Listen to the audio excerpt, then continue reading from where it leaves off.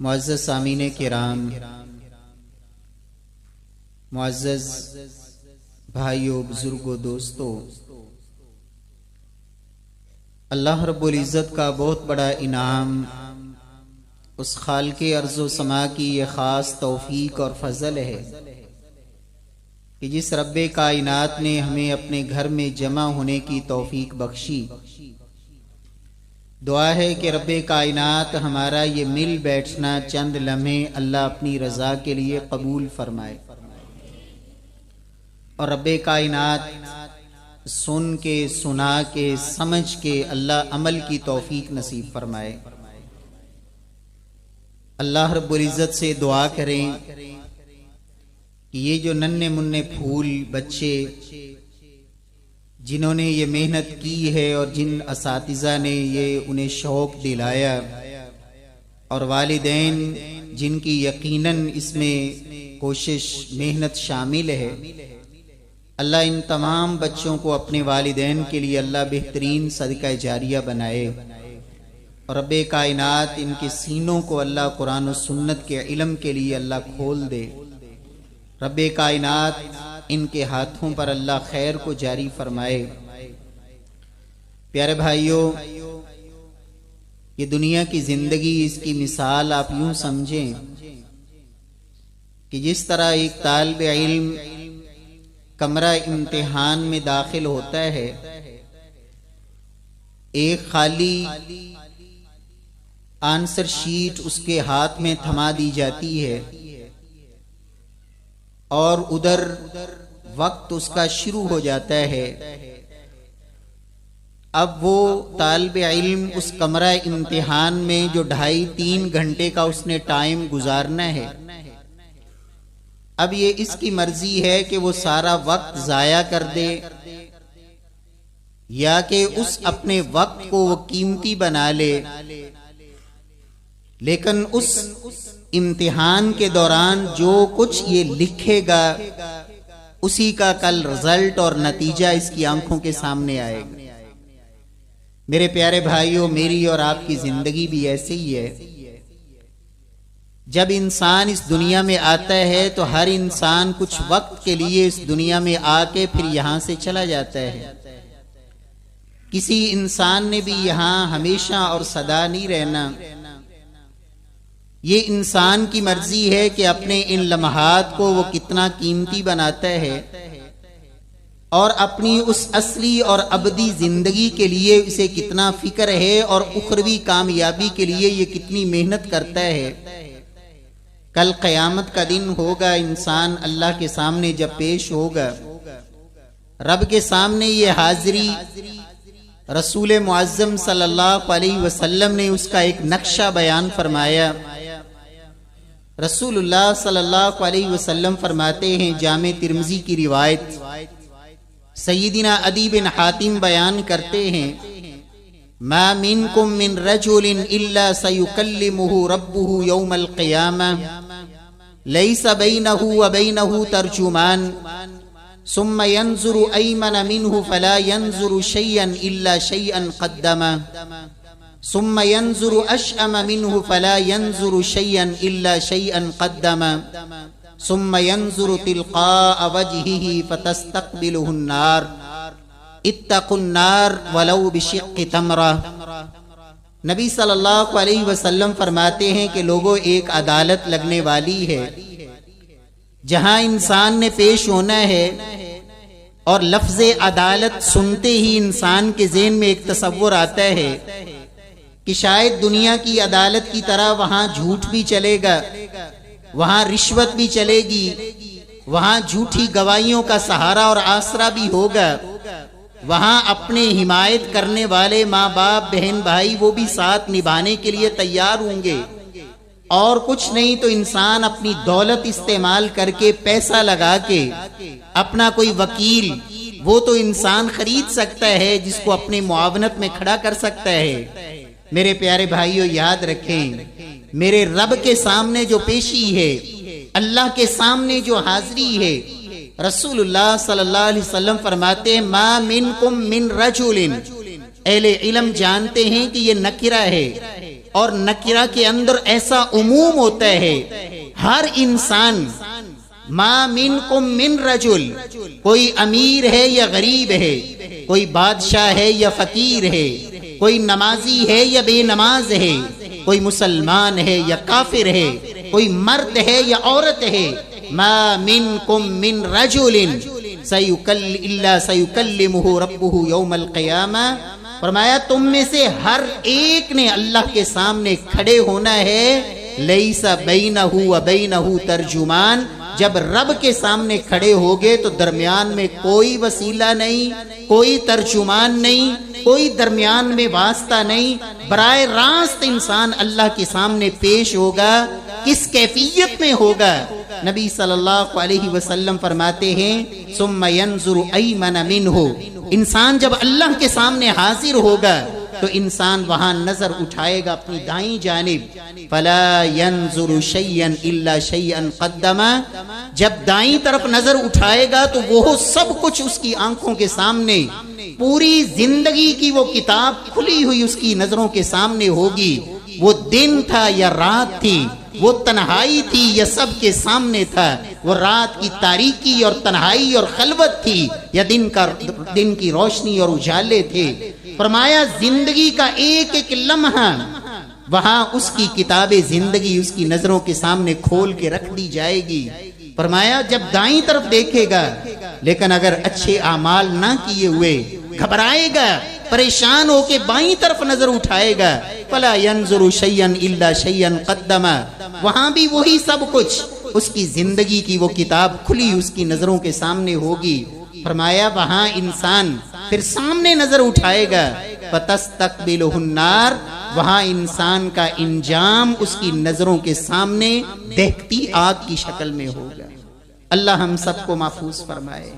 میرے پیارے بھائیو ذرا تصور کریں، اللہ کی اس بارگاہ میں انسان جب پیش ہوگا، قرآن یہ کہتا ہے یوم یفر المرء من اخیہ وامہ وابیہ، وہاں اللہ کی بارگاہ میں سگا باپ بھی انسان سے بھاگ جائے گا، محبت کرنے والی اور جان نچھاور کرنے والی ماں وہ بھی وہاں ساتھ دینے کے لیے تیار نہیں ہوگی، اور وہاں انسان کے خلاف گواہیاں، کیسے گواہ ہوں گے؟ کوئی دوسرا وہاں گواہی نہیں دے گا، اللہ زبان پہ مور لگا دے گا۔ قرآن کہتا ہے اليوم نختم على افواہہم وتکلمنا ایدیہم وتشہد ارجلہم بما كانوا یکسبون، زبان بند کر دی جائے گی، یہ ہاتھوں کو اللہ بولنے کا حکم دیں گے، یہ ہاتھ بولنا شروع کریں گے، یہ انسان کے اعضاء، اس کے پاؤں اور اس کی انگ انگ اس کے خلاف بولے گا۔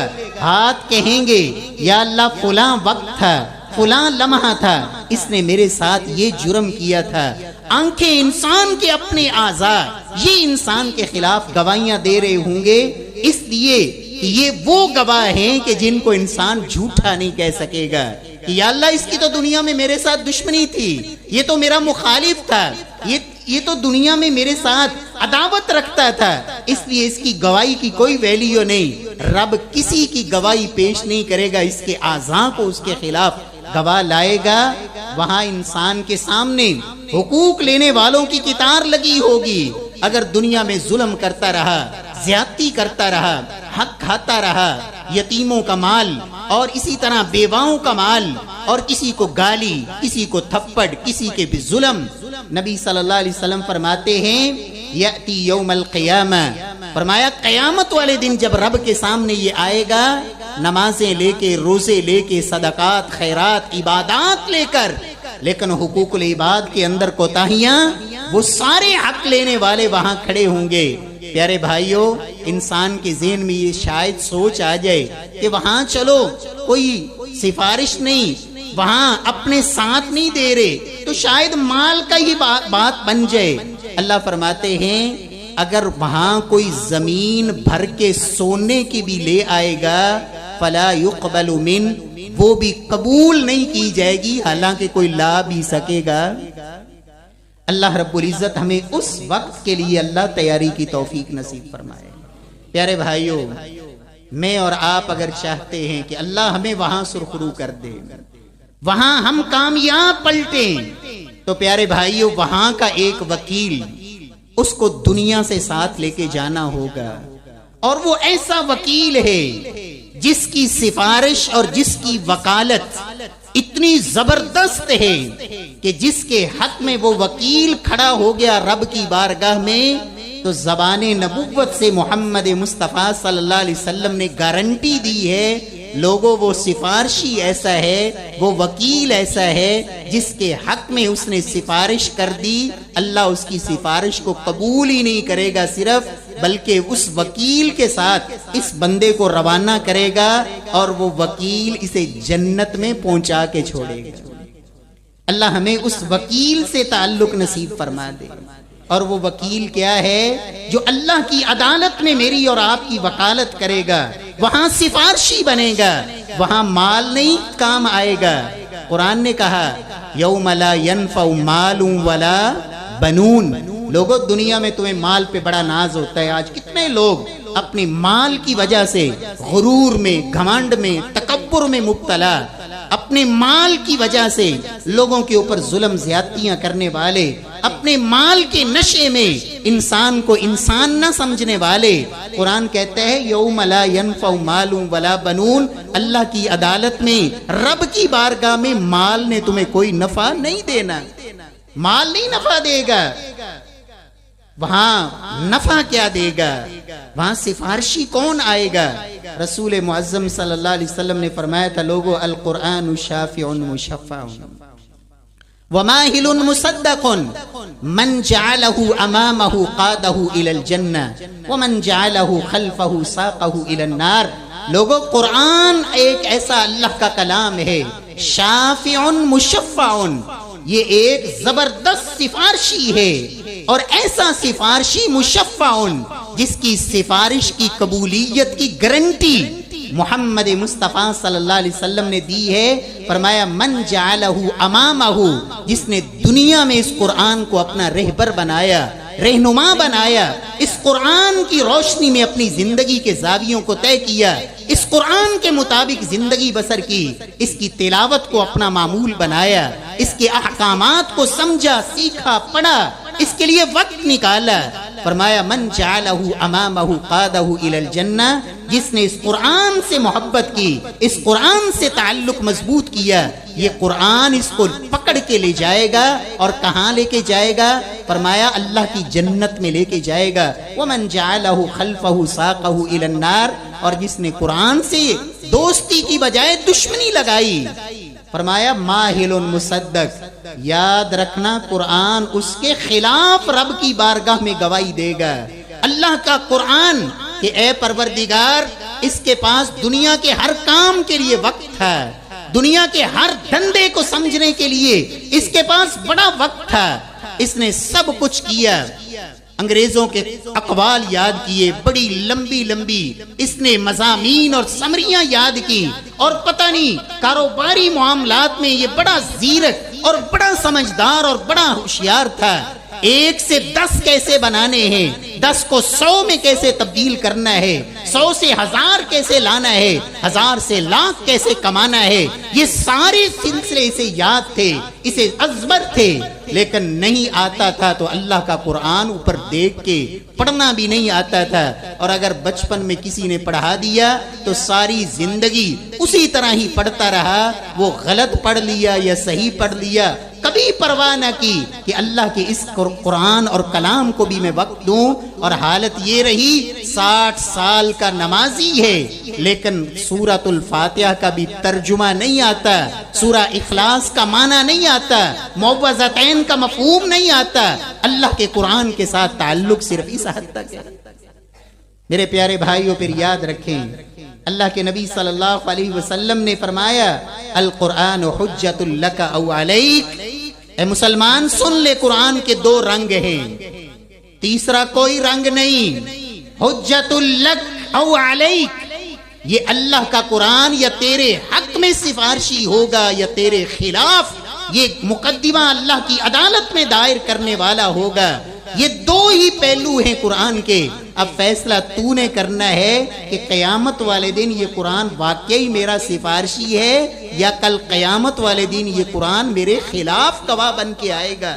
پیارے بھائیوں، جس کے خلاف اس قرآن کی گواہی آ گئی، اللہ کے نبی نے کہا ساقہ الی النار، یہ قرآن گھسیٹ کر اس کو جہنم میں ڈالنے کا ذریعہ بنے گا۔ اللہ رب العزت ہمیں قرآن پڑھنے والا بنائے، قرآن سیکھنے والا بنائے۔ پیارے بھائیوں، یہ رمضان کا مہینہ آ رہا ہے، اور قرآن اور رمضان دونوں کا بڑا گہرا تعلق ہے۔ شہر رمضان الذی انزل فیہ القرآن، میرے رب نے، آپ سنیں گے رمضان کی بہاریں، برکتیں، رمضان کے فضائل، اس عظمتوں والے مہینے کا تعارف میرے رب نے پیش کیا تو قرآن کے ذریعے۔ لوگوں، رمضان وہ مہینہ ہے جس میں میرے اللہ نے قرآن اتارا ہے، اور جس رات میں یہ قرآن اترا، انا انزلناہ فی لیلۃ القدر، وہ قدر والی ایک رات جس میں اللہ نے قرآن کو اتارا۔ 1000 مہینے کی عبادت سے رب نے اس رات کو بہتر بنا دیا۔ آپ اندازہ لگائیں اس انسان کا جس کو اللہ یہ شرف بخش دے کہ یہ پورا قرآن اس کے سینے میں محفوظ ہو جائے، وہ حافظ قرآن بن جائے، وہ عالم قرآن بن جائے، قرآن کو سمجھنے والا، اور اگر اللہ توفیق دے قرآن میں مہارت پیدا ہو جائے، ماہر قرآن بن جائے، تو پھر کل قیامت والے دن اللہ پروٹوکول دیں گے۔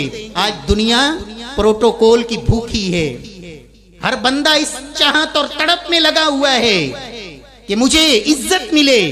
میرے پیارے بھائیوں، یہ دنیا کی عارضی عزتیں کیا ویلیو رکھتی ہیں؟ آج کا وہ معزز کل وہی ذلیل ہو رہا ہوتا ہے، آج وہ سب سے بڑھ کر معزز نظر آنے والا کل جوتیاں اس کے چہرے پہ ماری جا رہی ہوتی ہیں۔ یہ کوئی عزت نہیں لوگوں، اصل عزت یہ ہے کل قیامت والے دن جب فرشتوں کی صفوں میں انسانوں کی صف میں کھڑا ہوگا، اللہ کی طرف سے اعلان ہوگا الماہر بالقرآن مع السفرۃ الکرام البررہ، یہ ماہر قرآن جس نے راتوں کو اس قرآن کے ساتھ قیام کیا، راتوں کو اس قرآن کو پڑھا، دن کی روشنیوں میں اس پہ عمل کیا، اس کے معنی مفاہیم کو سمجھا، اس پر عمل تگو دو کرتا رہا، پوری زندگی اس کوشش میں رہا اس اللہ کے کلام کو سمجھوں، اس پہ عمل کروں۔ فرمایا یہ ماہر قرآن، اللہ فرمائیں گے آج انسانوں کی صف میں کھڑے نہیں ہونا، نکلو یہاں سے، اور نورانی ملائکہ کی صف میں میرا رب کھڑا کرے گا۔ الماہر بالقرآن مع السفرۃ الکرام البررہ، قرآن وہاں سفارشیں کرے گا، یا رب حلی، اے پروردگار اس کو عزت والا لباس پہنا دے، اے پروردگار اس کو عزت کا تاج پہنا دے، اور اے پروردگار تو ہمیشہ ہمیش کے لیے اس بندے سے راضی ہو جا۔ میرا رب وہاں اس بندے پر رضامندی کا اعلان کرے گا۔ اور یہ قرآن کی یاری کہاں سے شروع ہو جائے گی؟ قبر میں انسان جاتا ہے، باپ قبر میں ساتھ جاتا ہے، ماں، بیٹا، مال، دولت، یہ کوٹھیاں، یہ بنگلے، یہ کاریں، یہ گاڑیاں، کیا ہوتا ہے قبر میں؟ حدیث میں آتا ہے، اللہ کے نبی صلی اللہ علیہ وسلم فرماتے ہیں پورا قرآن نہیں، صرف ایک سورت، سورۃ الملک ہی المانعۃ من عذاب القبر، قبر میں یہ تمہارے لیے عذاب قبر سے رہائی اور چھٹکارے کا یہ قرآن کی سورت یہ ذریعہ بنے گی۔ اور اللہ کی بارگاہ میں جب انسان پیش ہوگا، یہ سورج آنکھ برسا رہا ہوگا، وہاں کوئی سایہ نہیں ہوگا، لیکن سورہ بقرہ اور آل عمران پڑھنے والا، اللہ کے نبی فرماتے ہیں یہ دونوں سورتیں اپنے پڑھنے والے کے لیے صاحباں بن کے آئیں گی۔ اللہ ہمیں قرآن سے محبت نصیب فرما دے۔ تجارت، کاروبار، اللہ اکبر، بندہ تجارت کرتا ہے، کوئی گارنٹی ہوتی ہے کہ 100% نفع آئے گا؟ نفع آ بھی جاتا ہے، کبھی نقصان بھی ہوتا ہے۔ میرا اللہ قرآن میں کہتا ہے لوگوں ایک تجارت میں تمہیں بتاتا ہوں، اور تجارت اس میں خسارہ اور گھاٹا نہ ہونے کی گارنٹی میرے اللہ نے قرآن میں ذکر کی۔ سورہ فاطر 22واں پارہ میرا رب فرماتا ہے ان الذین یتلون کتاب اللہ وَأَقَامُوا الصَّلَاةَ وَأَنفَقُوا مِمَّا رَزَقْنَاهُمْ سِرًّا وَعَلَانِيَةً يَرْجُونَ تِجَارَةً لَن تَبُورَ۔ لوگوں یہ قرآن کی تلاوت، یہ نماز، یہ صدقہ خیرات، لوگوں یہ ایسی تجارت ہے لن تبور جس میں گھاٹا ہے ہی کوئی نہیں، نفع ہی نفع ہے۔ کتنا نفع ہے؟ من قرأ حرفا من کتاب اللہ فلہ بہ حسنہ۔ میرے رب نے پاروں سے بات شروع نہیں کی۔ کوئی کہہ سکتا ہے جی میرے پاس ایک سپارہ پڑھنے کا ٹائم نہیں ہے، 1.5 پارہ 5 پارے، میرے رب نے یہ نہیں کہا جو 10 پارے پڑھے گا اس کے لیے اتنا اجر. کیا کہا؟ من قرأ حرفا من کتاب اللہ فلہ بہ حسنہ. اور لوگوں ایک حرف قرآن کا پڑھ سکتے ہو تو پڑھ دو، میرا رب اتنا قدردان ہے. تم نے ایک حرف پڑھا، رب اس کا بھی وزن ڈالے گا. من قرأ حرفا من کتاب اللہ فلہ بہ حسنہ. لوگوں تم ایک حرف پڑھو، اللہ ایک نیکی دے گا، اور ایک کو ایک نہیں رہنے دے گا بلکہ اس کو اللہ 10 گنا بڑھا دے گا. جو الف لام میم پڑھ لے گا میرا رب اسے 30 نیکیاں عطا فرمائیں گے. اللہ توفیق نصیب فرمائے. ایک آیت پڑھنے کا ٹائم ہے تو پڑھیں، ایک لفظ پڑھنے کا ٹائم ہے تو پڑھیں. یہاں یہ بات بھی میں عرض کر دوں، یہاں کئی بزرگ بیٹھے ہوں گے، یہ جہالت کی انتہائیں ہیں. ہمارے ہاں لوگوں کو یہ کہا جاتا ہے اور یہ دھوکہ دیا جاتا ہے کہ جی آپ نے قرآن نہیں پڑھا ہوا تو کوئی حرج نہیں، رمضان کا مہینہ ہے، آپ اعتکاف بیٹھ گئے ہیں، بس قرآن کھول لیں، انگلیاں پھیرتے رہیں، بسم اللہ بسم اللہ پڑھتے رہیں، آپ کو پورے قرآن کا اجر مل جائے گا اور تلاوت کا ثواب مل جائے گا. اتنا بڑا دھوکہ. ہم نے دنیا والوں کے ساتھ تو دھوکے کیے، ہم نے اپنے جنازوں میں، جنازے میں تو دھوکہ کیا اس میت کے ساتھ کہ ہمیں دعائیں نہیں آتی، جنازے میں آتے ہیں، دعائیں نہ یاد کی. ساری زندگی دھوکہ دیتے رہے، اپنے کاروبار میں دھوکہ، اپنی دکانداری میں دھوکہ. ہم نے رب کے ساتھ بھی دھوکہ کرنا چاہا. 20 سال ہو گئے، 30 سال ہو گئے، ہر سال پورے رمضان میں یہ انگلیاں پھیر کے قرآن پہ گزار دی. ایک ایک حرف بھی اگر تو نے پڑھا ہوتا، ایک ایک لفظ روزانہ پڑھا ہوتا، آج رب کعبہ کی قسم تو جاہل نہ ہوتا بلکہ تو قرآن پڑھ چکا ہوتا اور سیکھ چکا ہوتا. اللہ توفیق نصیب فرمائے. یہ سوچ بنائیں میرے پیارے بھائیوں، زندگی کا کوئی بھروسہ نہیں، لیکن اللہ نے یہ جو گھڑیاں دی ہیں، اور یاد رکھیں صحابہ کرام سب ایسے نہیں تھے جو ان بچوں کی طرح بچپن میں مسلمان ہو گئے ہوں. کئی صحابہ ایسے سفید داڑیاں بڑھاپے میں مسلمان ہوئے. ایک دن ملا کسی کو چند گھڑیاں ملی، کسی کو چند سال ملے. ایک صحابی سیدنا سعد بن معاذ، آج ہماری زندگی کے کتنے سال بیت جاتے ہمیں اندازہ ہی نہیں ہوتا. ہم نے کیا کیا کبھی سوچا کریں. اگر اس حالت میں موت آ گئی، رب کے سامنے کس منہ سے کھڑا ہوں گا. صرف 6 سال اسلام کا دورانیہ ہے، مسلمان ہوئے اور 6 سال کے بعد ان کی شہادت ہوئی. جب دنیا سے رخصت ہوئے، میرے پیغمبر نے فرمایا تھا اہتز لہ عرش الرحمن. سعد بن معاذ کی موت پر رب کا عرش بھی ہل گیا. 70,000 فرشتے فرمایا اس کے جنازے میں شرکت کے لیے آسمانوں سے اترے ہیں. یہ ان کی محنتیں تھی اللہ کے دین کے لیے، یہ قرآن کے ساتھ ان کا لگاؤ اور محبت. جان جا رہی ہے اللہ کی خاطر، دشمن کے سامنے کھڑے ہیں اللہ کے دین کی بات کرتے ہوئے، اور پیچھے سے دشمن نے کمر میں نیزہ مارا، جسم سے پار ہو گیا، زبان سے ہائے نہیں نکلی. صحیح بخاری کی روایت کیا کہا؟ فوزت ورب الکعبہ، رب کعبہ کی قسم اگر محمد مصطفیٰ کا پیغام پہنچاتے دنیا سے جا رہا ہوں تو اس سے بڑی کامیابی کوئی نہیں. اللہ کی قسم میں کامیاب ہو گیا. جسم سے نیزہ آر پار ہے اور زبان سے ہے فزت ورب الکعبہ. اللہ ہمارے اندر بھی ایسا شوق اور ایسی تڑپ اللہ پیدا فرما دے. میرے پیارے بھائیوں، یہ عزم کریں ہم نے قرآن سے یاری لگانی ہے، قرآن سے دوستی لگانی ہے، قرآن پہ عمل کرنا ہے اور قرآن کو سیکھنا ہے، اپنی اولادوں کو قرآن پہ لگانا ہے. اللہ ہمیں توفیق نصیب فرمائے. اور یہ ہے وہ سفارشی جو اللہ کی بارگاہ میں میرا اور آپ کا سفارشی ہوگا. اللہ ہمیں یہ سفارشی وہاں لانے کی اللہ توفیق نصیب فرما دے. پیارے بھائیوں، جو میں نے آیت پڑھی تھی اللہ کی بارگاہ میں کامیابی کے لیے، وہاں 3 اللہ نے مختصر سی 3 باتیں رب نے بیان کی ہیں، اور لفظ قد کے ساتھ. معنی یہ ہوتا ہے ایک ہے کامیاب ہونا اور ایک ہے لوگوں پکی کامیابی. قد افلح، لوگوں یقیناً کامیاب ہو گیا. قد افلح من زکاہا، قد افلح من تزکا. اور دوسری صورت میں میرے رب نے 11 قسمیں اٹھائیں. کتنی قسمیں اٹھائیں؟ میرا اللہ قسم کے بغیر بھی بات کرے تو رب کی بات میں کچھ شک ہو سکتا ہے؟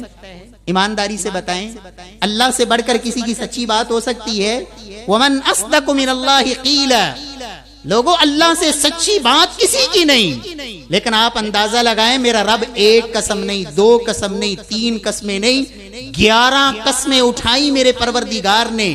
اور 11 قسمیں اٹھانے کے بعد میرے رب نے کامیابی کے لیے ایک عمل بتایا، قد افلح من زکاہا. لوگوں یقیناً کامیاب ہو گیا وہ انسان جس نے اپنا تزکیہ کر لیا، اپنے آپ کو پاک کر لیا. آج مجھے اور آپ کو نا دوسروں کی بڑی فکر ہے، اور ہم تو یہ اکثر تجربہ کرتے رہتے ہیں. اکثر لوگ آگے پوچھتے ہیں جی مولوی صاحب فلاں بندہ اے کردا ہے، ذرا دس سے آجے ان دے بارے کی خیال ہے؟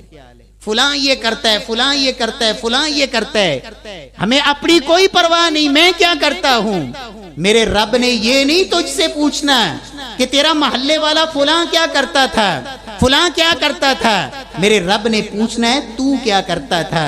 اپنے گریبان پہ نظر ڈالیں، اپنے اعمال پہ نظر ڈالیں. اللہ کے نبی نے فرمایا تھا لوگوں تمہاری حالت یہ ہے کہ اپنی آنکھ میں ایک باریک تنکا بھی تم نہیں دیکھتے، بلکہ ایک اپنی آنکھ میں ایک بڑا چھتیر وہ بھی تمہیں نظر نہیں آتا، اور دوسرے کی آنکھ میں معمولی سا تنکا بھی تمہیں نظر آتا ہے. کیا مطلب؟ اپنے اعمال پہ نظر ڈالیں. اور امام شافعی رحمہ اللہ کہا کرتے تھے لوگوں جو بیمار ہوتا ہے اس کو دوسروں کی بیماری سے کوئی غرض نہیں ہوتی. اگر ایک ہاسپٹل میں بیڈوں پہ مریض پڑے ہیں، کوئی مریض جتنی مرضی تکلیف میں ہو، وہ ساتھ والے مریض کو یہ نہیں ہوتا کہ وہ کیا کر رہا ہے، اسے تو اپنی مرض کی فکر ہوتی ہے کہ میں اس بیماری میں ہوں، میں اس تکلیف میں ہوں. وہ میرے پیارے بھائیوں اپنے اعمال پہ نظر ڈالا کریں. میری راتیں کیسی گزرتی ہیں، میرا دن کیسا گزرتا ہے، میری نمازیں کیسی ہیں، میرے صدقات کیسے ہیں، میرا اخلاق کیسا ہے، میرا اپنے گھر میں ماں باپ سے رویہ کیسا ہے، میرا بیوی سے تعلق کیسا ہے، میرا اخلاق اور میرا رویہ اور میرے اعمال، حقوق اللہ اور حقوق العباد، اللہ کی مخلوق کے ساتھ میرا کیسا تعلق ہے اور اپنے رب کے ساتھ میرا کیسا تعلق ہے. فکر تو اپنی ہونی چاہیے. اللہ ہمیں توفیق نصیب فرمائے. تو پیارے بھائیوں اللہ کی اس بارگاہ میں اگر ہم کامیابی چاہتے ہیں، جہاں ماں باپ ساتھ نہیں دیں گے، جہاں مال کام نہیں آئے گا، جہاں اپنے اعضاء ہی خلاف گواہیاں دیں گے، وہاں اگر چاہتے ہیں اللہ ہمیں کامیابی دے تو پھر پہلا کام یہ کر لیں کہ اپنے دامن کو گناہوں کی میل کچیل سے صاف کر لیں. اپنا تزکیہ کریں، اپنے آپ کو گناہوں سے پاک کریں. اللہ کے نبی صلی اللہ علیہ وسلم فرماتے ہیں جب انسان گناہ کرتا ہے تو سب سے پہلا اثر اس کے دل پہ ہوتا ہے. اذا اذنب ذنبا نکت فی قلبہ نکتۃ سوداء. انسان ایک گناہ کرتا ہے دل پہ ایک سیاہ نقطہ لگ جاتا ہے، پھر گناہ کرتا ہے ایک نقطہ اور لگ جاتا ہے. فرمایا گناہ کرتا چلا جاتا ہے، کرتا چلا جاتا ہے، دل پر سیاہ نقطے بڑھتے چلے جاتے ہیں حتیٰ کہ کیفیت یہ بن جاتی ہے. فرمایا وہ دل کالا سیاہ ہو جاتا ہے، وہ پتھر بن جاتا ہے. فرمایا اس کی مثال ایسے ہے کلکوز المجخیہ، جس طرح ایک موسلا دھار بارش میں آپ الٹا برتن باہر رکھ دیں، اس پہ موسلا دھار دن رات بارش برسے، جب برتن ہی الٹا ہے تو ایک رحمت کی بوند بھی اس میں داخل نہیں ہوگی. لوگ پوچھتے ہیں جی رمضان کا مہینہ تھا، اس میں تو ہر شخص رب کی طرف آیا، لیکن کئی ایسے ہیں جن کے اوپر پورا قرآن پڑھا گیا رمضان میں، لوگوں نے بہت کچھ سنایا، لیکن ان کی کیفیت تو ویسی کی ویسی ہے، ان کی زندگی میں تو کوئی تبدیلی نہیں آئی. میرے پیارے بھائیوں سبب یہ ہے آپ روڑی کوڑے کرکٹ کی جگہ پر جتنی مرضی بارش برسے وہاں سے بدبوئیں ہی پھوٹنی ہے. جب تک اس زمین کو آباد نہ کیا جائے، وہاں ہل نہ چلایا جائے، اسے زرخیز نہ بنایا جائے، وہ رب کی رحمت کو بھی جذب نہیں کرتی.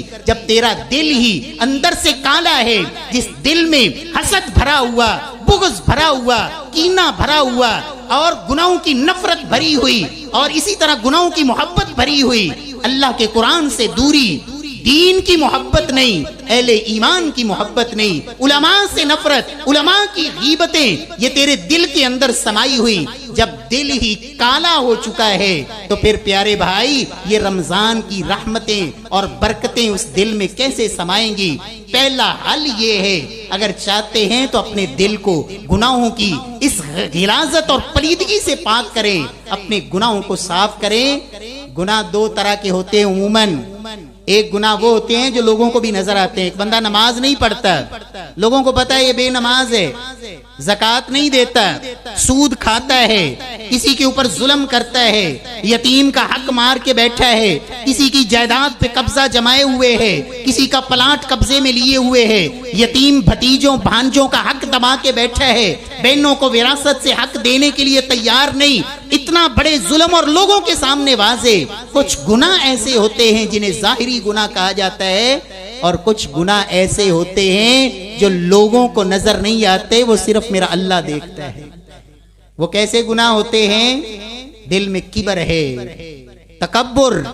اللہ کے نبی فرماتے ہیں رائی کے دانے کے برابر بھی دل میں تکبر ہوا تو اللہ نے جنت کے دروازے بند کر دیے۔ دل میں حسد، بغض۔ اللہ کے نبی صلی اللہ علیہ وسلم نے فرمایا تھا لوگوں، اللہ کے نزدیک سب سے افضل انسان کل صدوق اللسان مخموم القلب، سب سے افضل انسان وہ ہے جس کی دو خوبیاں ہوں، ایک زبان کا سچا، دوسرا دل کا صاف۔ اس کے دل میں کوڑ نہیں ہے۔ کئی لوگ ایسے ہیں سال ہا سال بیت گئے، ہم کلامی نہیں کسی سے، قطع تعلق ہی ہے۔ کیوں؟ میں شادی پہ گیا تھا، اس نے مجھے چاولوں کی پلیٹ نہیں دی، سال ہو گیا یہ اس سے کلام ہی نہیں کرتا۔ اتنا حریص، اتنا لالچی دنیا کا۔ وہ میرے پیارے بھائی، قطع تعلقی معمولی معمولی باتوں پہ آج دنیا میں کوئی قاتل ہمارے معاشرے میں نظر آ جائے، ہر بندہ نفرت کرتا ہے، یہ قاتل ہے، اس نے فلاں موقع پہ قتل کیا تھا۔ اللہ کے نبی کیا فرماتے ہیں؟ من حجر اخاہ سنتن فہو کصفک دمی، فرمایا جو اپنے مسلمان بھائی سے ایک سال تک قطع تعلقی رکھتا ہے، اپنے دل میں کینہ پال کے رکھتا ہے، یہ ایسے ہی ہے جیسے اس نے اپنے بھائی کا قتل کر دیا۔ اتنا بڑا جرم ہے۔ ہر سوموار اور ہر جمعرات کو اعمال اللہ کے ہاں پیش ہوتے ہیں، ہر سوموار اور ہر جمعرات یہ ہفتہ وار رپورٹ، اور سالانہ ہر سال شعبان کے مہینے میں یہ پورے سال کے اعمال رب کی بارگاہ میں پیش ہوتے ہیں۔ یہی شعبان کا مہینہ، اللہ کے نبی کیا فرماتے ہیں؟ میرا رب کہتا ہے میرے فرشتوں ہر ایک کو معاف کر دو، جو بھی معافی کا طلبگار ہے۔ دو بندوں کے لیے کوئی معافی نہیں، ایک وہ جو مشرک ہے، موحد نہیں مشرک ہے، یہ سر تو رب نے دیا، جھکتا کسی غیر کے سامنے ہے، مال تو اللہ نے دیا، دیتا کسی غیر کے نام پہ ہے۔ فرمایا یہ مشرک انسان جب تک اپنا شرک نہ چھوڑ دے، میرے فرشتوں یہ بیت اللہ کا غلاف پکڑ کر بھی معافیاں مانگتا رہے، یہ رو رو کے مانگتا رہے، جب تک اپنا شرک نہیں چھوڑے گا رب کے ہاں معافی نہیں۔ اور دوسرا فرمایا وہ انسان، فرمایا جس کے دل میں اپنے مسلمان بھائی سے کینہ ہے، بغض ہے، نفرت ہے، قطع تعلقی ہے۔ اللہ فرماتے ہیں انذروا ھذین حتی یصطلحا، میرے فرشتوں ان دونوں کو ان کی حالت پہ چھوڑ دو جب تک یہ آپس میں صلح نہ کر لیں، ان کی کوئی معافی نہیں۔ اللہ رب العزت ہمیں ایسے گناہ جو ہمارے دلوں میں چھپے ہوئے ہیں، چاہے وہ ریاکاری کا فتنہ ہو، آج کل یہ بھی ایک بہت بڑا فتنہ ہے کہ یہی تڑپ کہ لوگ کہیں کمال ہو گئی، واہ واہ لوگوں کی تعریفیں، اور ہرسی یہ ہے شہرت ملے، لوگ کہیں کمال، لوگ تعریفیں کریں، لوگوں کو دکھانے کے لیے عمل۔ کل قیامت والے دن انسان جب رب کی بارگاہ میں آئے گا، میرا اللہ فرمائے گا اذهبوا الى الذين كنتم تراؤون في الدنيا، جاؤ جن کو دکھانے کے لیے دنیا میں کرتے تھے، بدلہ ان سے لو، میرے پاس تمہارے لیے کچھ نہیں۔ اللہ رب العزت ہمیں ظاہری اور باطنی گناہوں سے اللہ توبہ کی توفیق نصیب فرمائے۔ اپنا تزکیہ کریں، اپنے آپ کو گناہوں سے پاک کریں۔ یہ پہلا کامیابی کا نسخہ جو اللہ نے یہاں بیان کیا، قد افلح من تزکا، اور دوسرا وذکر اسم ربہ فصلی، اللہ کے نام کا ذکر، رب کے نام کا ذکر۔ ذکر کے حوالے سے بس میں اختصار کرتا ہوں، ٹائم بھی کافی ہو چکا ہے. تھک گئے؟ بولیں تو تھک گئے، ناراض ہو گئے. چلیں اللہ تعالیٰ ہمیں عمل کی توفیق نصیب فرمائے. وَذَكَرَ اسْمَ رَبِّهِ فَصَلَّى، دوسرا عمل اللہ کے نام کا ذکر. آج بہت سارے لوگ کہتے ہیں جی ذکر تو کرتے ہیں لیکن اس کے اثرات فوائد ہمیں نظر نہیں آتے، دل کو سکون نہیں ملتا. میرے پیارے بھائیو، ذکر کے حوالے سے کامیابی کے لیے اللہ کی بارگاہ میں سرخروئی اور کامیابی، اور یہ اتنا بڑا عمل ہے. اللہ نے قرآن میں کہا وَلَا ذِكْرُ اللَّهِ أَكْبَرُ، لوگو اللہ کا ذکر سب سے بڑی چیز ہے. اور یہ وہ عمل ہے جس کے بارے میں رب نے کثرت کا مطالبہ کیا ہے. ہم نے نماز پڑھی ہے نا مغرب کی، کوئی 3 رکعتوں کی بجائے 5 پڑھے تو ٹھیک ہے، 5 پڑھ سکتے ہیں. کیوں بھائی؟ کوئی بندہ کہے جی میں نے آج 5 نمازیں نہیں پڑھنی ہیں، رمضان سے پہلے ذرا فرصت ہے، میں روزانہ 10 نمازیں پڑھ لیتا ہوں. پڑھ سکتے ہیں، 5 ہی پڑھنی ہے. لیکن یہ اللہ کا ذکر ایسی عبادت ہے جس میں اللہ نے کہا اذکروا اللہ ذکرا کثیرا. لوگو دن بھی کرو، رات بھی کرو، صبح بھی کرو، شام بھی کرو، نمازوں کے بعد بھی کرو، اٹھتے وقت بھی کرو، سوتے وقت بھی کرو، گھر میں بھی کرو، دکان پر بھی کرو، ہر وقت اذکروا اللہ ذکرا کثیرا، اللہ کا کثرت سے ذکر. اور یہ وہ واحد عمل ہے. یاد رکھیں اللہ کی جنت میں کیا ہوں گی؟ صرف رب کی نعمتیں. جنت میں کیا ہوں گی؟ بولیں، اللہ کی نعمتوں کے علاوہ جنت میں کچھ نہیں. اور اللہ کا ذکر اللہ کی جنت میں بھی ہوگا. اس کا مطلب یہ ہے کہ یہ رب کا ذکر یہ وہ نعمت ہے جو جنت کی نعمت اللہ نے ایمان والوں کو دنیا میں دی ہوئی ہے، اور اس کی لذت وہی محسوس کرتا ہے جو واقعی اللہ کا ذکر کرنے والا ہو. اس کو ایسی لذت، یہ جنت کی نعمت جو رب نے دنیا میں انسانوں کو اور اہل ایمان کو عطا فرمائی. اللہ کا ذکر، رب کا ذکر کرنے کے لیے پہلی بات یاد رکھیں، کوشش کیا کریں باوضو رہیں، ہمیشہ باوضو. اور اللہ کے نبی صلی اللہ علیہ وسلم کیا فرماتے ہیں؟ کرہت ان اذکر اللہ الا علی طہر. اللہ کے نبی نے کسی کے سلام کا جواب بھی دینا ہوتا نا، اور آپ کا وضو نہ ہوتا، آپ جلدی سے دیوار پہ ہاتھ مارتے، مسح کر کے، تیمم کر کے آپ اس کے سلام کا جواب دیتے. فرمایا تھا میں چاہتا ہوں میں جب بھی رب کا ذکر زبان سے ادا کروں تو میں طہارت کی حالت میں ہوں. اللہ ہمیں باوضو رہنے کی توفیق نصیب فرمائے. بلال حبشی کو اللہ نے شانیں دی تھی نا، عمل کیا تھا؟ چلتے جنت زمین پہ ہیں اور قدموں کی آہٹ جنت میں. پوچھا بلال عمل کیا ہے؟ کہا یا رسول اللہ جب بھی وضو ٹوٹتا ہے نماز کا انتظار نہیں کرتا، اسی وقت وضو کر لیتا ہوں. اور جب وضو کرتا ہوں تو میں کہتا ہوں میرے رب کا میرے اوپر یہ حق ہے کہ اب 2 رکعت بھی پڑھ لوں. جب وضو کرتا ہوں تو 2 رکعتیں بھی پڑھ لیتا ہوں. تو اللہ کے نبی نے کہا تھا بلال یہی تمہارا عمل ہے جس وجہ سے اللہ نے تمہیں یہ شان عطا فرمائی. باوضو رہا کریں، اللہ کا ذکر کرنا ہے وضو کے ساتھ. اور دوسری بات رب کا ذکر کریں سمجھ کے کریں. رب کا ذکر کریں سمجھ کے کریں. میں کیا کہہ رہا ہوں؟ اللہ اکبر، اللہ سب سے بڑا ہے. اللہ اکبر. یہ آپ کی یہ چیچا وطنی، اس کی یہ چھوٹی سی مسجد، اور اس مسجد میں میں اور آپ بیٹھے ہوئے ایک چھوٹا سا انسان.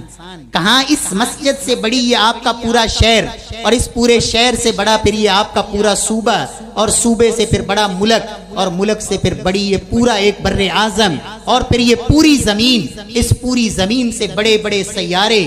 یہ سورج اس زمین سے کئی ہزار گنا بڑا، اور اس سورج سے بھی بڑے ہزاروں سیارے اس کائنات میں وجود میں آ چکے. یہ اتنی بڑی کائنات، اور پھر اس پوری زمین اور پوری کائنات سے پھر بڑے یہ اوپر آسمان، اور پھر دوسرا تیسرا، اور یہ 7 آسمان. اللہ کے نبی صلی اللہ علیہ وسلم فرماتے ہیں لوگو وسع کرسیہ السماوات والارض، وہ اللہ کی کرسی اتنی بڑی ہے. فرمایا یہ پوری کائنات، یہ زمینیں، یہ آسمان، یہ سارے سورج، یہ ستارے اور سیارے جو زمین سے بھی ہزاروں لاکھوں کروڑوں گنا بڑے، اتنے بڑے بڑے یہ اربوں خربوں سیارے. فرمایا یہ پوری کائنات اللہ کی کرسی کے مقابلے میں اتنی چھوٹی ہے جیسے ایک بہت بڑا وسیع و عریض میدان، اور اس میں پڑا ہوا ایک چھلا یا ایک کڑا. فرمایا جس طرح یہ کڑا اس پورے میدان میں پڑا ہوا، اتنا چھوٹا سا وہ کڑا، یہ ساری کائنات اس کرسی کے مقابلے میں اتنی چھوٹی ہے، اور رب کا عرش اس کرسی سے اتنا بڑا ہے جتنی ساری کائنات اس کرسی کے مقابلے میں ہے۔ اللہ کا وہ عرش اس کرسی سے اتنا بڑا ہے جتنی بڑی یہ ساری کائنات سے وہ کرسی ہے۔ وہ رحمان اس عرش پر مستوی ہے، الرحمن علی العرش استوی، لوگو رحمان اس عرش پر مستوی ہے، اس کا ہم ذکر کر رہے ہوں زبان سے، اللہ اکبر، اللہ سب سے بڑا ہے۔ یہ سوچ کر، معنی پہ غور کر کے، اللہ اکبر، الحمدللہ، سبحان اللہ و بحمدی، اللہ کا ذکر کریں معنی پہ غور کر کے۔ اور تیسری بات، ذکر بناوٹی نہ کریں، وہ کریں جو محمد مصطفیٰ صلی اللہ علیہ وسلم نے سکھایا ہے۔ آج یہ بھی ایک فتنہ ہے، لوگوں کو سبق پڑھایا جاتا ہے جی آپ حق کا ذکر کریں، بس سارا دن بولتے رہیں حق حق حق۔ کوئی کہتا ہے جی آپ ذکر کرو صرف ہو کا، ہو یہی چلتا رہے۔ کوئی کہتا ہے جی صرف آپ ذکر کریں اللہ اللہ اللہ۔ یاد رکھیں یہ سارے وہ ذکر ہیں جس کو اس انداز میں محمد مصطفیٰ صلی اللہ علیہ وسلم نے پوری زندگی نہ اس انداز میں ذکر کیا، نہ اپنے صحابہ کو اس انداز میں ذکر سکھایا۔ کچھ لوگ کہتے ہیں جی 6 مہینوں تک آپ نہ صرف لا الہ پڑھتے رہیں، 6 مہینے لا الہ لا الہ لا الہ۔ اس کا معنی پتہ ہے کیا ہے؟ کوئی الہ نہیں، کوئی عبادت کے لائق نہیں، کوئی عبادت کے لائق نہیں۔ کہتے ہیں جی 6 مہینے آپ نے صرف یہ پڑھنا ہے، اور اگلے 6 مہینے پڑھنا ہے الا اللہ الا اللہ الا اللہ۔ یہ نہ وہ لا الہ کا کوئی معنی بنا، نہ الا اللہ کا کوئی پورا معنی بنا۔ اللہ کے نبی نے کیا کہا؟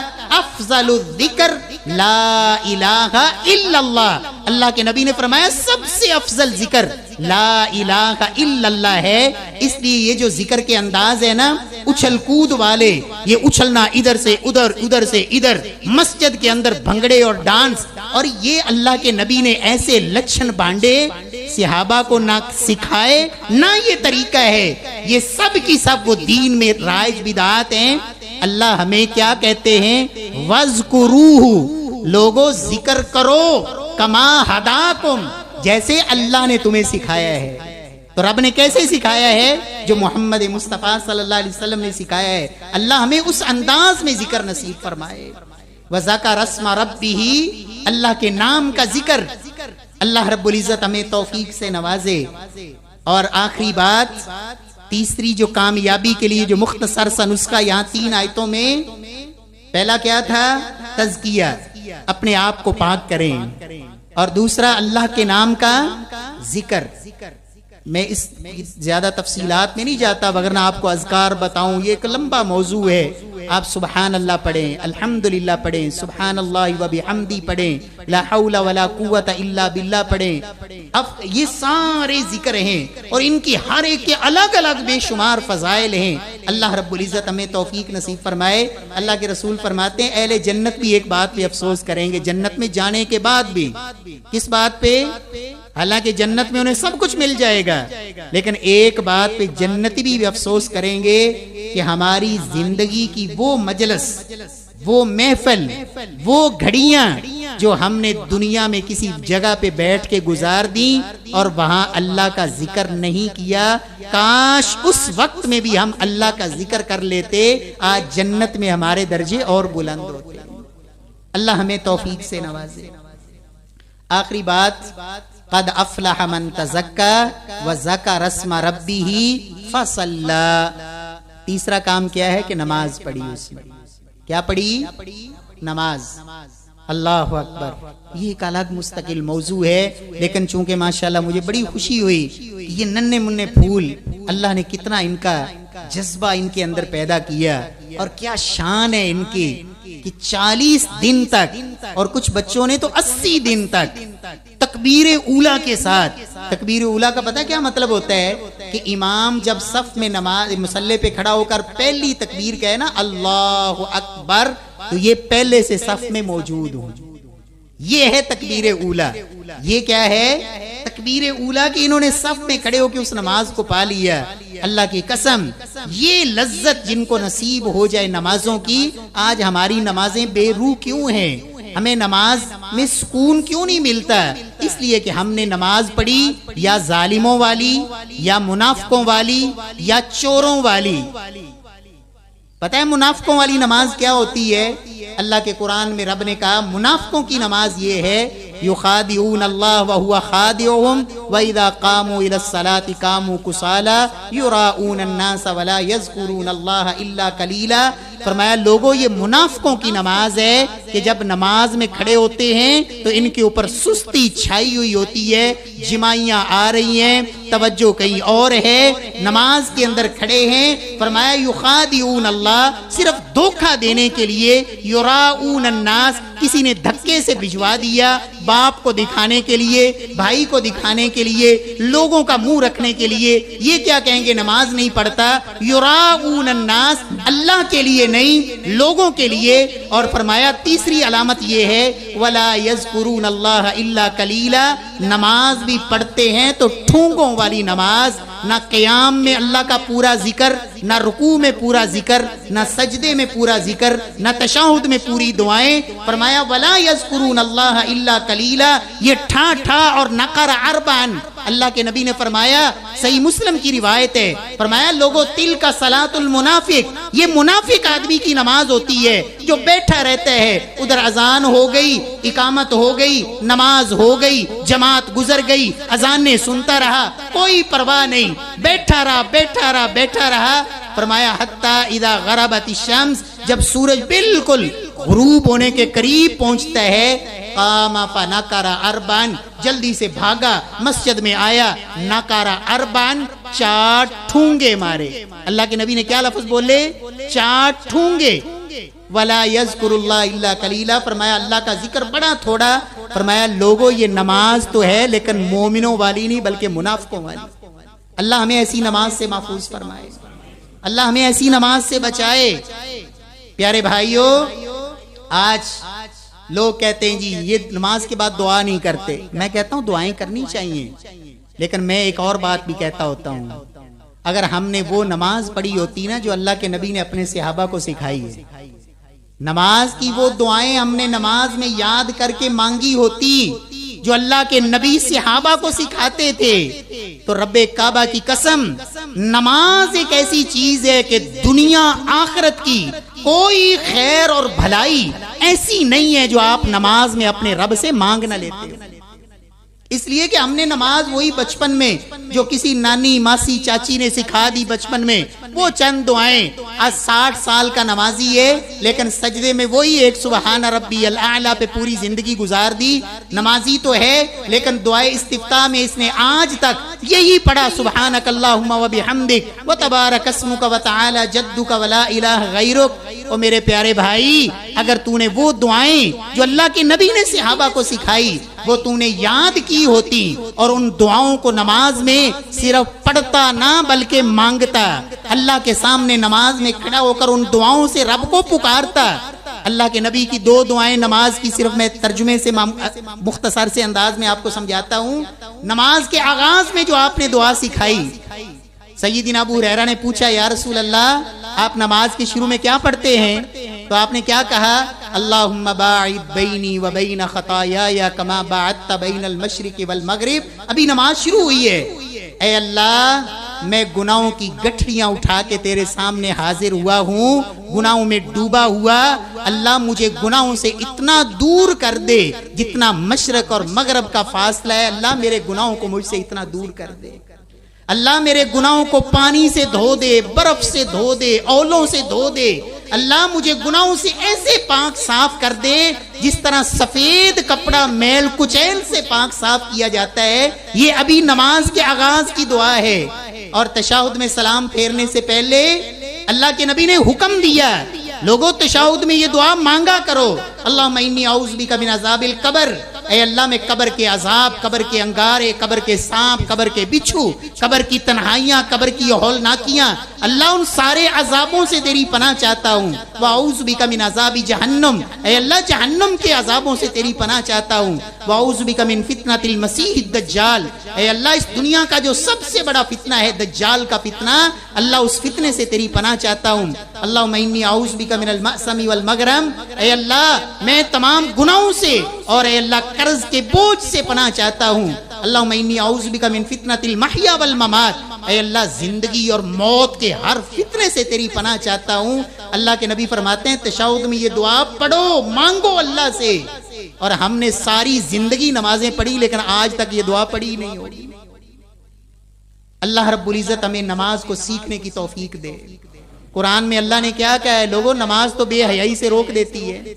اگر تو 60 سال سے نمازی ہے، تیری آنکھ میں آج تک حیا نہیں آیا، تو یا نماز پڑھ کے بھی جا کے پھر موبائل پہ گن دیکھتا ہے، گندی فلمیں اور ڈرامے دیکھتا ہے تو نمازی، اس کا مطلب ہے تو نے دھوکہ دیا ہے اپنے آپ کو، تو نمازی نہیں ہے۔ اس لیے کہ تو نے اگر وہ نماز پڑھی ہوتی جس نماز میں روح ہوتی، جان ہوتی، جو خشوع خضوع والی سوچ اور بچار اور سمجھ والی نماز، تو وہ نماز تجھے بے حیائی اور برائی سے روک دیتی۔ اللہ ہمیں صحیح معنوں میں نماز نصیب فرمائے۔ پیارے بھائیو، نماز اللہ اکبر، ایک چوروں والی نماز، وہ کیا ہوتی ہے؟ ایک جوتی کا چور ہوتا ہے، چور ہوتا ہے نا جوتی کا، کیوں بھائی؟ جوتی کے بھی چور ہوتے ہیں، مال کے چور، پیسے کے چور، اور ایک ہے کائنات کا سب سے بدترین چور۔ اللہ کے نبی نے مال کے چور کو سب سے بدترین چور نہیں کہا، کیا فرمایا؟ اسوأ الناس سرقہ الذی یسرق من صلاتی، لوگوں کائنات کا سب سے بدترین چور وہ ہے جو نماز کا چور ہے۔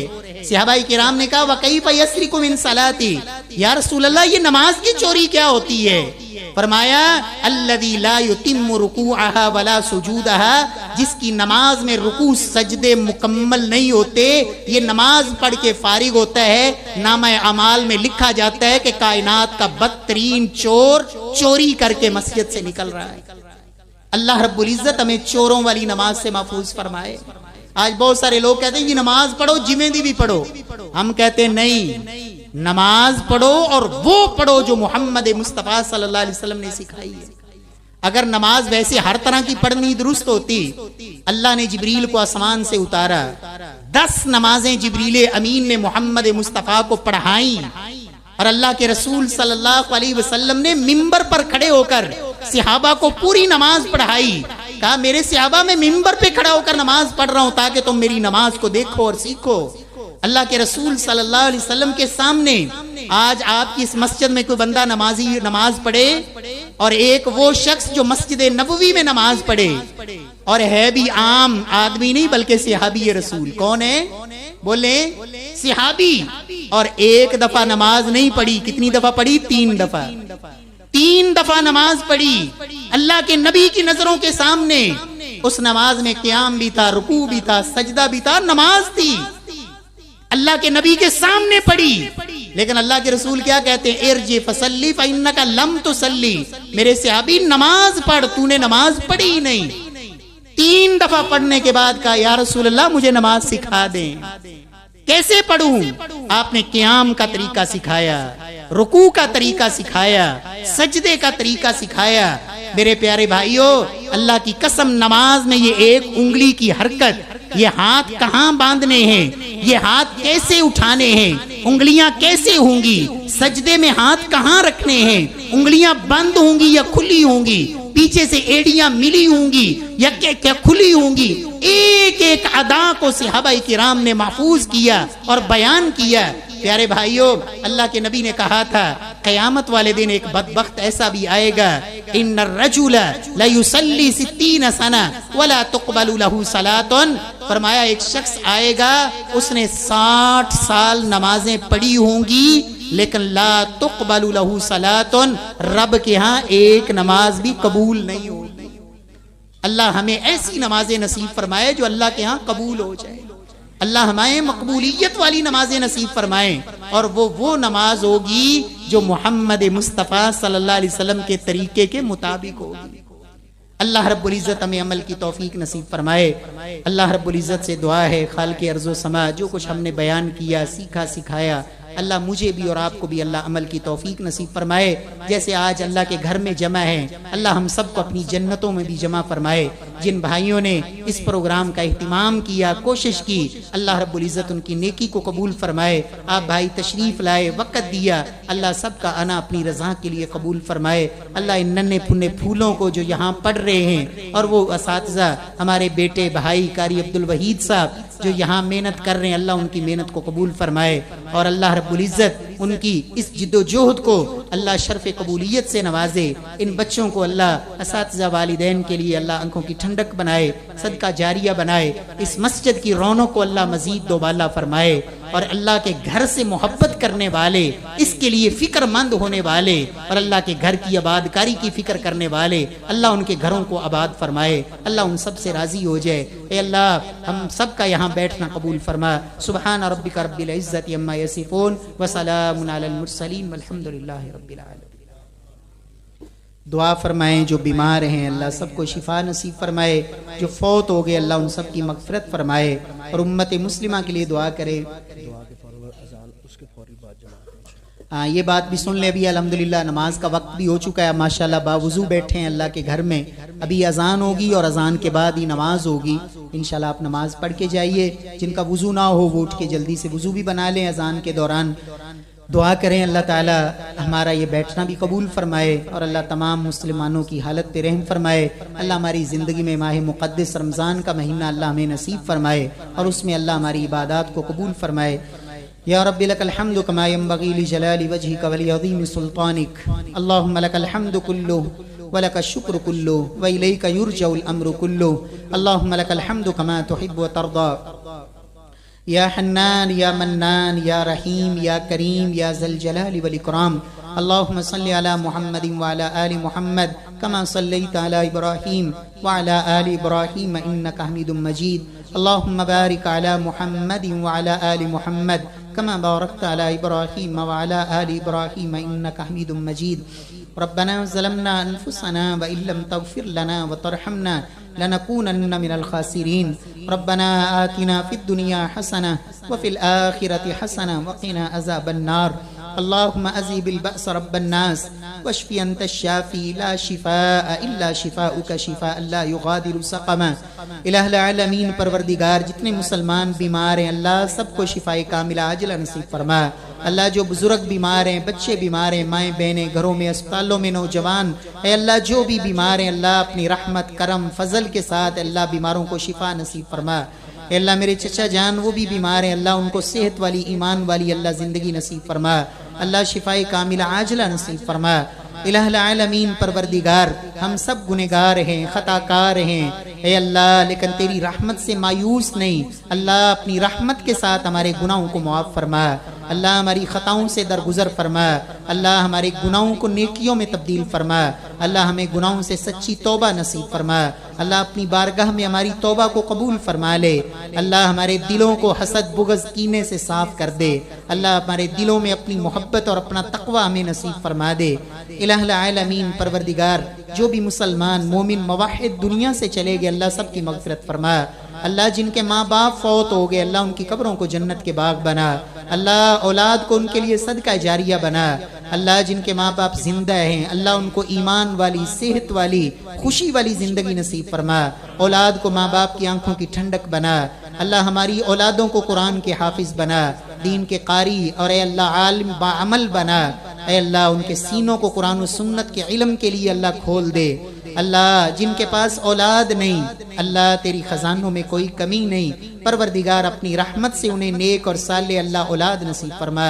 اللہ جن کو بیٹے دیے اللہ ان کو فرما بردار, عزت دار, حیادار, وفادار اللہ بیٹیاں بھی نصیب فرما. اللہ جن کو بیٹیاں دی اللہ ان کو بہنوں کے بھائی اے اللہ ان کو فرما بردار اور اے اللہ عزت دار بیٹے بھی نصیب فرما. اللہ ہمارے نوجوانوں کی جوانیوں کی حفاظت فرما. اللہ ہمارے جوانوں کی جوانیوں میں برکت فرما. اللہ نظروں میں حیا پیدا فرما. اللہ ہماری عزتوں کو محفوظ فرما. الہ العالمین جتنے بھی بزرگ بیٹھے ہیں، نوجوان بھائی بیٹھے ہیں، مائیں بہنیں تشریف لائی ہیں، اللہ ننھے منھے بچے، اے اللہ سب کا ہمارا آج تیرے گھر میں یہ جمع ہونا اپنی رضا کے لیے قبول فرما لے۔ اے اللہ ہماری نجات کا ذریعہ بنا دے، اللہ ہماری اصلاح کا سبب بنا دے، اللہ ہمارے دلوں کی بنجر زمین کی آبادکاری کا ذریعہ بنا دے، اللہ ہمیں گناہوں والی زندگی چھوڑ کر اے اللہ نیکیوں کی طرف پلٹنے کی توفیق نصیب فرما دے۔ اللہ جب تک زندہ رہیں اللہ ایمان کے ساتھ رکھنا، عقیدہ توحید پہ رکھنا، اللہ آخری وقت بھی زبان پہ کلمہ توحید جاری فرمانا۔